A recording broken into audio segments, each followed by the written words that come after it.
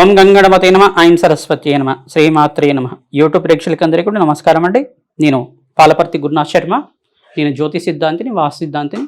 గోచారరీత్యా గ్రహాల యొక్క స్థితిగతి, కలయిక, వీక్షణ అంతా కూడా ఏ రకంగా ఉన్నాయి, వారి యొక్క ఫలితాలంతా కూడా గోచారరీత్యా మానవులకంతా కూడా ఈ యొక్క మాసాది ఫలితాలంతా కూడా ఏ రకంగా ఉన్నాయో తెలుసుకుంటున్నాం. ప్రధానంగా చూసుకుంటే జూలై నెల మాస ఫలితాల్లో భాగంగా శనీశ్వరుడు మరియు ఇక్కడ బృహస్పతి అంతా కూడా వీక్షణ అనేది ఈ యొక్క ధనుసు రాశి మీద పడడం వాళ్ళకంతా కూడా ప్రధానంగా విశేషమైన దృష్టి అనేది ఉంటుంది. శనీశ్వరుడికి త్రిపాద దృష్టి మరియు సప్తమ స్థాన దృష్టి, దశమ దృష్టి అనేది ఉంటుందన్నమాట.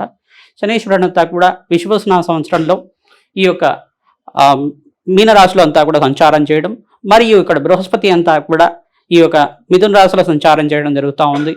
ఈ యొక్క విశ్వస్నామ సంవత్సరంలో జూలై మాసం ఫలితాల్లో భాగంగా ఈ యొక్క శనీశ్వరుడు యొక్క దృష్టి అంతా కూడా సమసప్తక దృష్టి ప్రధానంగా సప్తమ స్థానం మీద పడడం, ప్రధానంగా సప్తమ స్థానం నుంచి మళ్ళీ దశమ స్థానం మీద ధనుసు రాశి మీద పడడం, మరియు ఈ యొక్క సప్తమ దృష్టి అంతా కూడా బృహస్పతి దృష్టి అంతా కూడా ధనుసు మీద పడడం అనేది జరుగుతూ ఉంది. ఈ యొక్క వివిధ దృష్టి కోణం అంతా కూడా ఏ రకంగా ఉంటుంది, వీళ్ళ యొక్క వీక్షణ అంతా కూడా వివిధ రాశుల వాళ్ళకి ఎటువంటి ఫలితాలు వస్తున్నాయి, ఈ యొక్క శనీశ్వరుడు యొక్క స్థితిగతి కలయిక అంతా కూడా ఈ రకంగా ఉంది, ప్రధానంగా వీక్షణ అంతా కూడా ఈ రకంగా ఉంది, గ్రహాల యొక్క స్థితిగతి కలయిక అంతా కూడా భావ ఫలితాల్లో భాగంగా మేషాది ద్వాదశ రాశుల వాళ్ళకి ఎటువంటి ఫలితాలు వస్తాయి. శనీశ్వర దోష నివారణార్థం ప్రధానంగా శనీశ్వర అంటే ప్రధానంగా చూసుకుంటే శనీశ్వరుడు ఈ యొక్క ఛాయా మార్తాండ సంబోధుడు సూర్యపుత్రుడైన శనీశ్వరుడు అంతా కూడా యోగకారకుడిగా ఉంటారు. ప్రధానంగా ఇక్కడ ఆయుకారకుడిగా ప్రధానంగా చూసుకుంటే కర్మఫలదాతగా ఉంటారు. కావున శనీశ్వరుడు అంతా కూడా మనం చేసుకున్న పుణ్యము పాపం కర్మలంతా కూడా అనుభవించే విధంగా, పాప క్షయాన్ని కలిగే విధంగా, పాపాన్ని నివారణ చేసే విధంగా, పాప కర్మలంతా కూడా నివారణ చేసే విధంగా ప్రతినిత్యం కూడా ఎవరైతే భగవత్ ఆరాధన చేస్తూ ఉంటారో వాళ్ళకంతా కూడా శనీశ్వర దోష నివారణ జరుగుతూ ఉంటుంది. ప్రధానంగా శనిశ్చరాయ నమో నమః. ప్రధానంగా ఏంటంటే మెల్లగా నడిచేవాడు అని చెప్పేసి, మందగమడు అని చెప్పేసి మెల్లగా నడిచేవాడు అని చెప్పేసి అర్థం వస్తుంది. ప్రధానంగా శనీశ్వరుడు అంతా కూడా ప్రతినిత్యం కూడా ఎవరైతే కర్మ అనుష్ఠానాలు చేస్తూ ఉంటారో, పుణ్యకర్మల్ని దానాది కార్యక్రమాలు చేస్తూ ఉంటారు, భగవత్ ఆరాధన చేస్తూ ఉంటారు, ప్రతినిత్యం కూడా ప్రదక్షిణ కార్యక్రమాలు చేసుకోవడం కానీ ఎక్కువగా నడిచే వాళ్ళనంతా కూడా శ్రామకులనంతా కూడా ఎక్కువగా ఇబ్బంది పెట్టకుండా ఉండే విధంగా ఉంటాడు. శనీశ్వరుడు అంతా కూడా యోగకారకుడు, రాజయోగ కారకుడిగా చెప్పడం జరుగుతుంది, విపరీత రాజయోగ కారకుడుగా, అష్టైశ్వర్య ప్రదాతగా చెప్పడం జరుగుతుంది, సర్వశాస్త్ర విషాదురుడిగా చెప్పడం జరుగుతుంది, సర్వశాస్త్ర ప్రావీణ్యుడిగా చెప్పడం జరుగుతుంది, సకల వేదాంగాల జ్ఞానిగా చెప్పడం జరుగుతుంది, సకల దేవతలకంతా కూడా సర్వ గ్రహదోష నివారణ జరిగే విధంగా శనీశ్వరుడు యొక్క దశ కానీ శనీశ్వరు యొక్క అంశం అంతా కూడా యోగకరంగా ఉంటుంది, సర్వ శుభగ్రహంగా చెప్పడం జరుగుతుంది. శనీశ్వరుడు యొక్క వీక్షణ అనేది ఏ రకంగా ఉంటుంది వివిధ రాశుల వాళ్ళకి, ప్రధానంగా బృహస్పతి యొక్క వీక్షణ అంతా కూడా వివిధ రాశుల వాళ్ళకి ఈ యొక్క ఏలినాటి శని ప్రభావం ఏ రాశి వాళ్ళకు ఉన్నాయి, అష్టమ శని కానీ అర్ధాష్టమ శని కానీ దోష నివారణార్థం ఇటువంటి పరిష్కారాలు చేసుకోవడం, హోమాది కార్యక్రమాలు చేసుకోవడం వల్ల, ఇటువంటి శాంతి కార్యక్రమాలు చేసుకోవడం వల్ల శుభాలు కలుగుతాయో తెలుసుకుందాం. ప్రధానంగా చూసుకుంటే కాలభైరవ స్వామి ఆరాధన చేసుకోవడం వల్ల సకల గ్రహదోష నివారణ జరుగుతుంది. దత్తాత్రేయ స్వామి ఆరాధన కానీ, వేద దక్షిణమూర్తి ఆరాధన కానీ, శివాభిషేకం కానీ చేసుకోవడం వల్ల బృహస్పతి అనుగ్రహం లభిస్తూ ఉంటుంది. ప్రధానంగా శ్రీకృష్ణ పరమాత్మ ఆరాధన చేసుకోవడం వల్ల అఖండమైన గురుకటాక్షం లభిస్తుంది.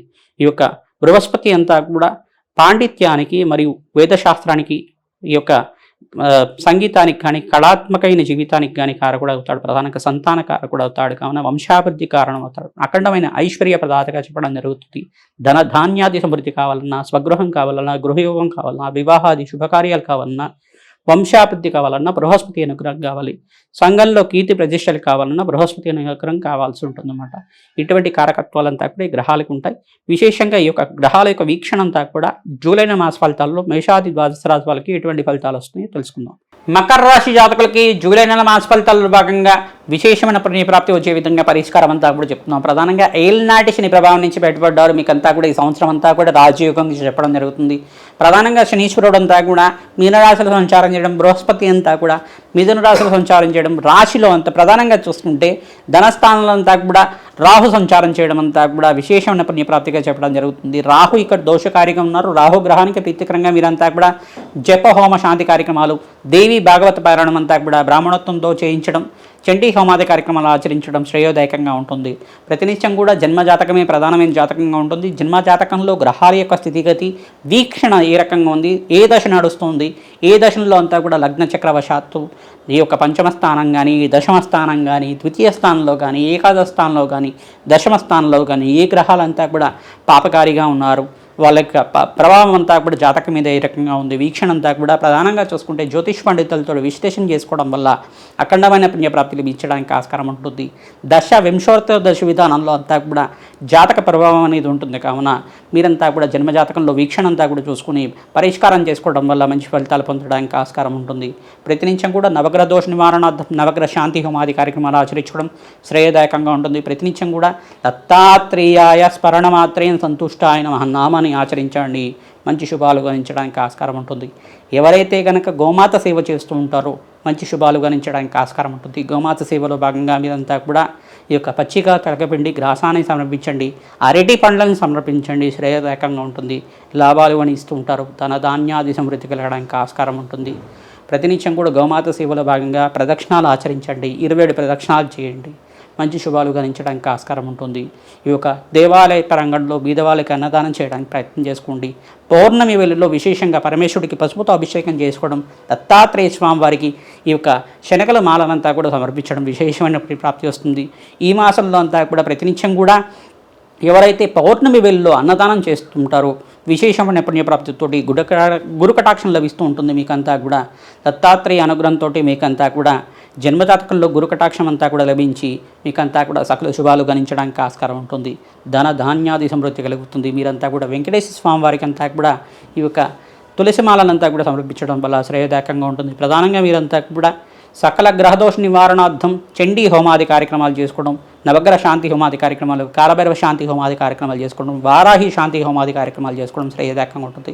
వ్యాపారం అంతా కూడా లాభసాటిగా ఉంటుంది. మిశ్రమైన ఫలితాలు ఉన్నప్పటికీ కూడా సమయానికి ధనం లభిస్తూ ఉంటుంది. ప్రధానంగా మీరంతా కూడా పుణ్యక్షేత్ర దర్శనం చేసుకోవడానికి అవకాశం ఉంటాయి. కానీ పుణ్యక్షేత్రాలంతా కూడా దర్శనాలు చేసుకోవడానికి ప్రయత్నం చేసుకోండి. మంచి శుభాలు గణిస్తూ ఉంటారు. వ్యాపారస్తుల్లో మార్పులు జరగడానికి ఆస్కారం ఉంది. ఇన్వెస్ట్మెంట్ రంగంలో వాళ్ళు 28వ తారీఖు తర్వాత ఇన్వెస్ట్మెంట్ చేసుకుంటే శ్రేయదాయకంగా ఉంటుంది. కానీ పరిష్కారం అందరికీ కూడా చెప్తున్నాం. ప్రతినిత్యం కూడా బీదవాళ్ళకి వస్త్రదానం చేయడానికి ప్రయత్నం చేసుకోండి. సకల శుభాలు గణిస్తాయి. ప్రతినిత్యం కూడా శ్రీమాత్రే నమః అని నామాన్ని జపం చేసుకోవడం, ఓం శరవణ భవాయ నమః నామాన్ని జపం చేసుకోవడం శ్రేయదాయకంగా ఉంటుంది. ఓం అరుణాచలేశ్వరాయ నమః నామాన్ని కూడా ప్రతినిత్యం కూడా నామస్మరణ చేయడం వల్ల సకల శుభాలు గణించడానికి అవకాశం ఉంటుంది. శ్రీమాత్రే నమః.